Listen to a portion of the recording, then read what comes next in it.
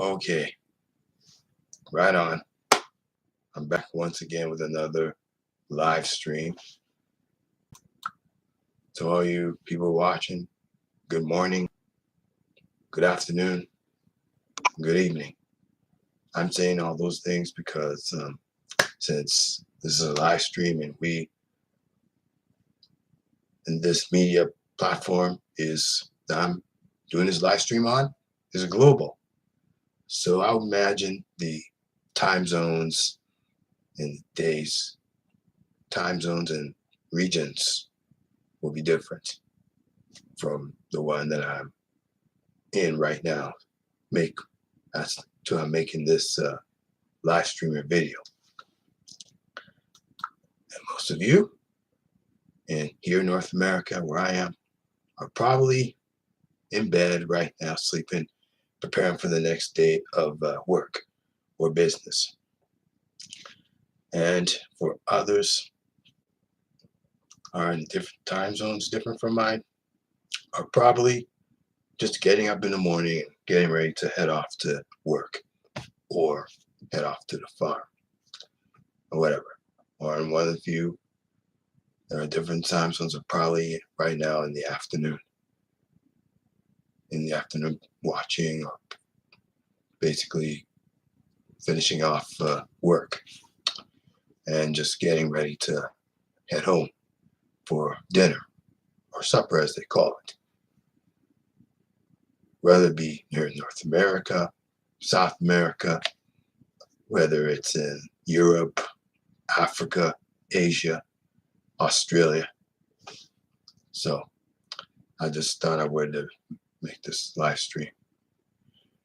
Now, what are we going to talk about today, this order of business?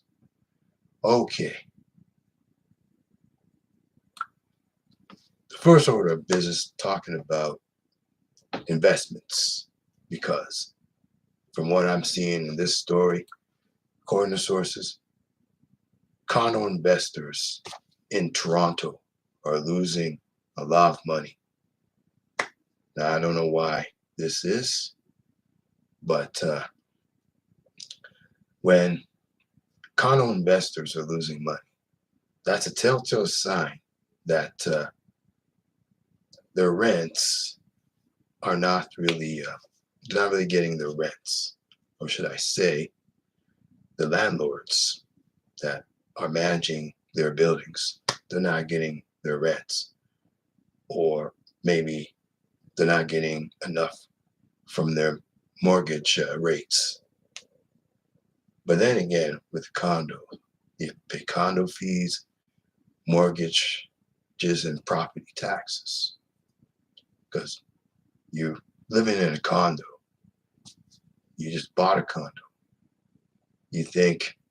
People think they buy a condo, they make the assumption that they own the condo. But then you pay for it, and then you have to pay a mortgage on it because it's within a complex, joined together. Then property taxes come along with it. Condos. It's not just condos, but it's with houses.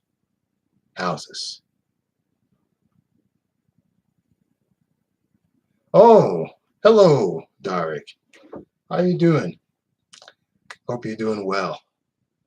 But yeah, you're paying condo fees, and along with property taxes, and you're paying mortgage fees. So that's a lot of money. A lot of money combined when you're paying condo fees. I think it's similar to buying a house, but buying a house, I would say probably a little different. Because I mean, once you buy the house, it's yours to keep. You can do what you want with it. The only thing is, though, you got to pay property taxes on it. Or if you don't own it, you pay a mortgage. But after you pay the mortgage off, when you buy the house, it's yours to keep. But with condos, since it's within a complex itself, you can't really you don't really own the property itself. Because, I mean, there are probably restrictions that come along with it when you're trying to want to do some extra renovations and some extra updates on some items. Probably some restrictions that come with it, especially when you're living in a condo or a townhouse, for that matter. So that's an issue when it comes to trying to own a condominium. And I look at this story over here. People in Toronto or investors that are losing money. See, now they say only 48%, close to 50%, only 50% are turning in a profit. And yeah, they have to pay accounting for the condo fees, mortgage, and then property taxes that come with it.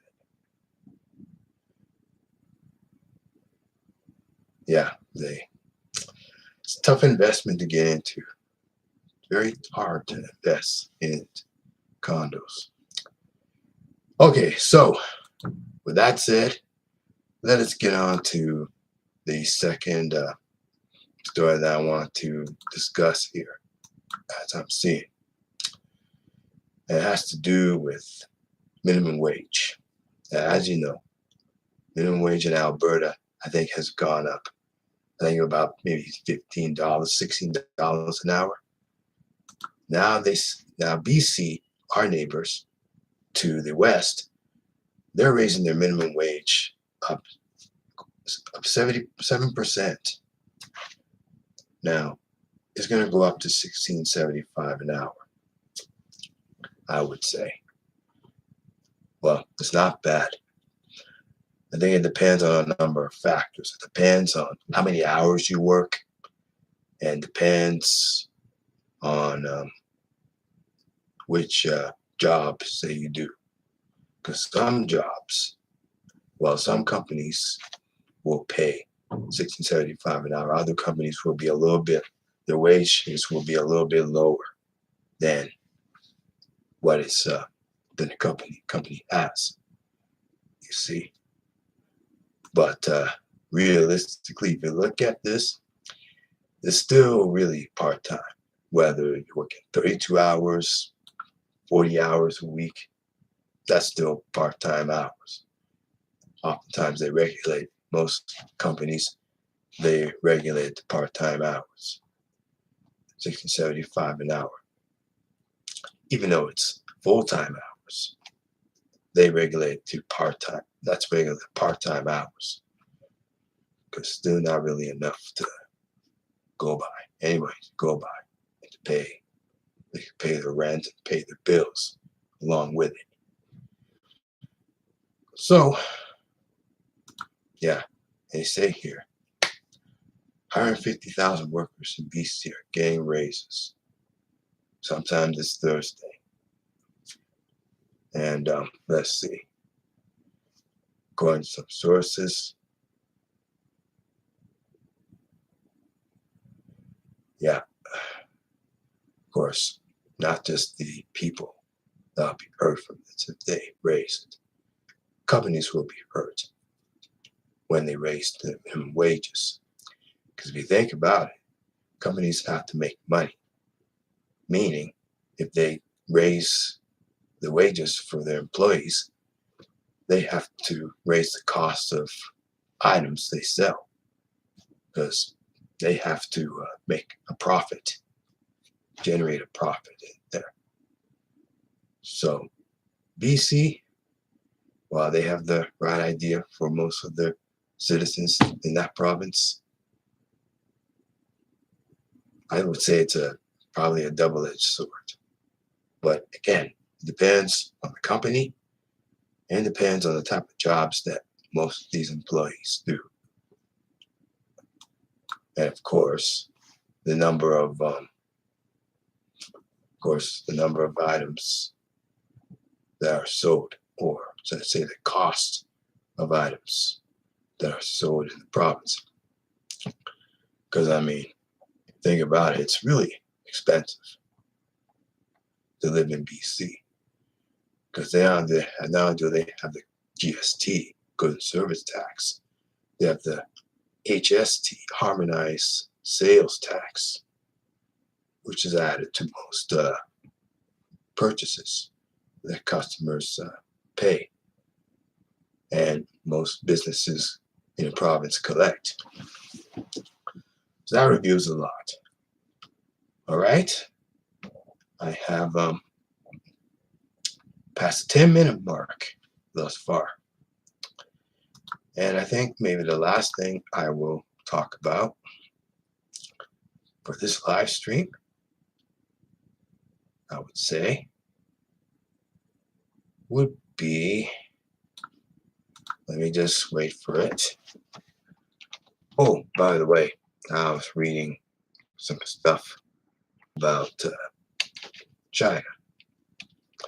Now China is getting into the electrical vehicle business, and they've made some cars that they want to export to global markets,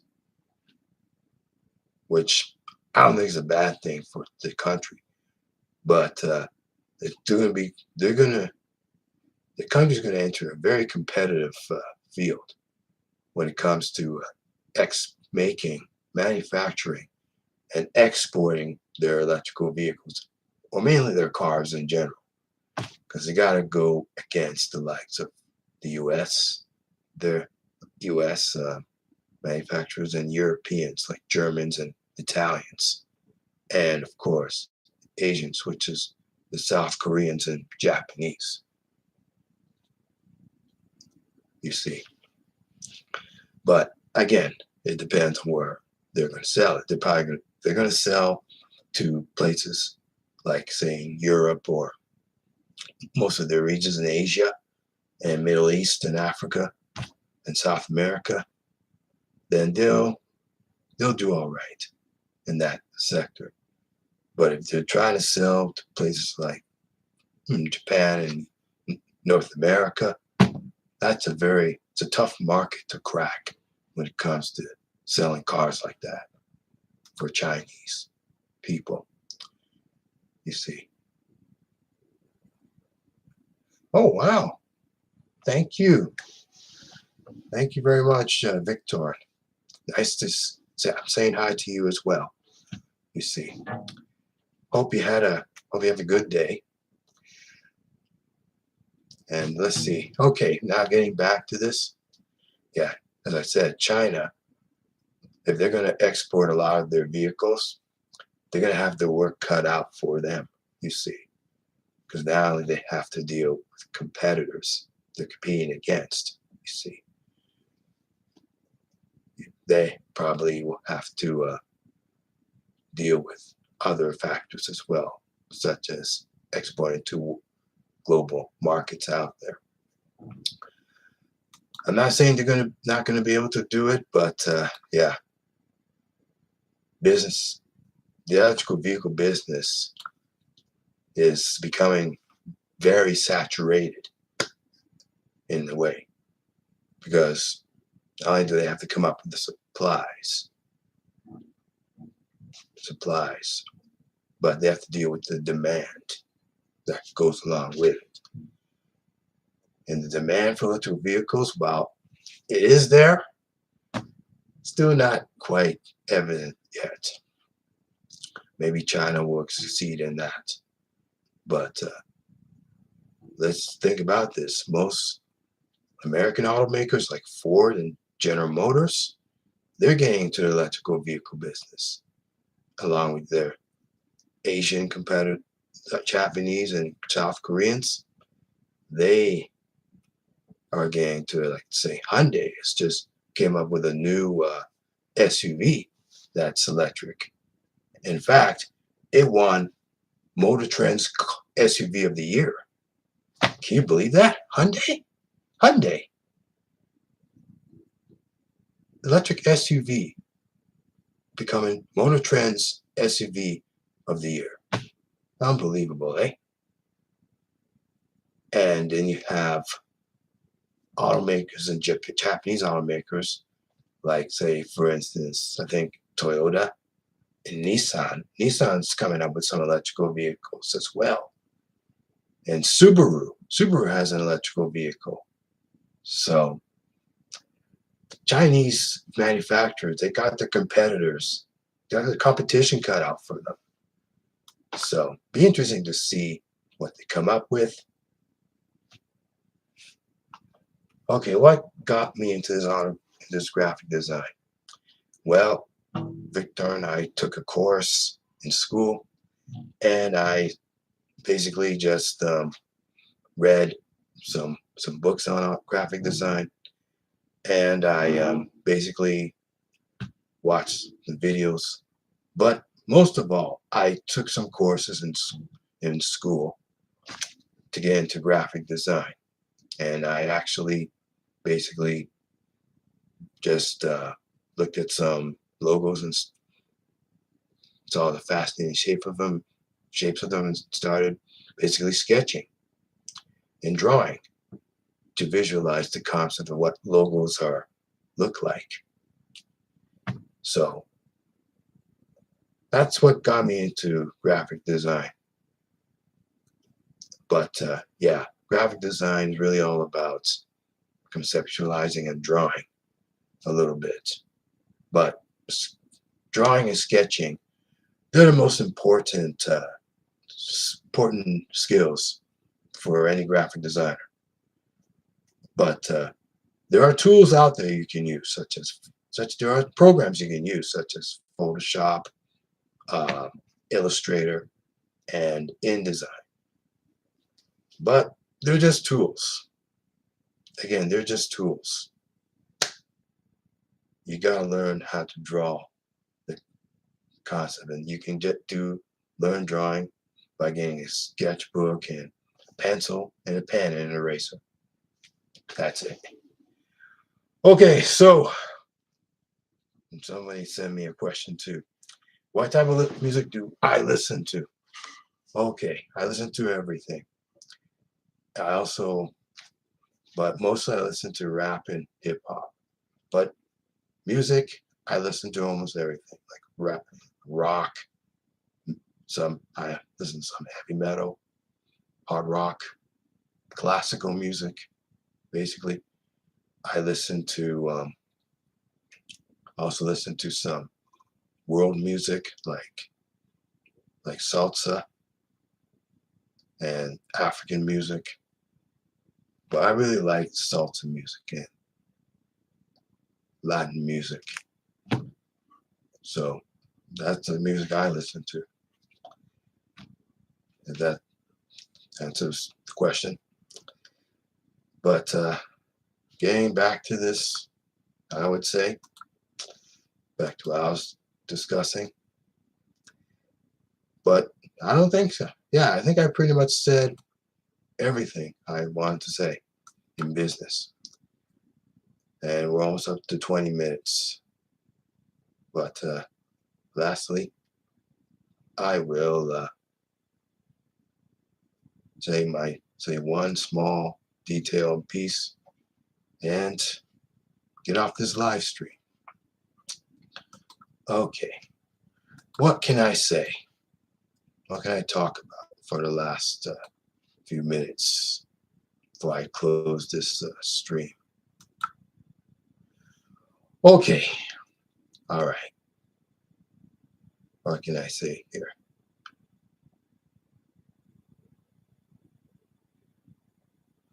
Okay, I don't know. All right. It's all about retail and not a whole lot to say on it.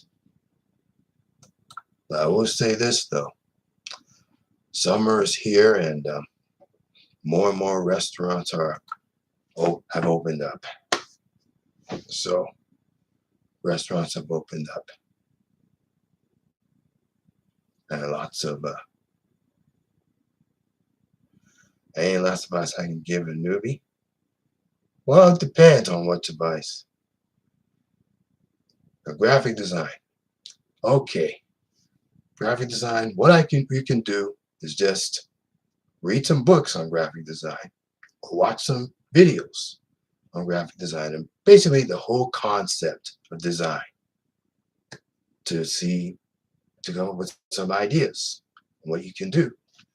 And basically get a sketchbook, pencil and pen, and some maybe color pencils and crayons and paint, and just basically draw and sketch. That's all I have to say about that. Okay, that's the advice I would give you. Well, okay, all right. You too, Victor. You're welcome.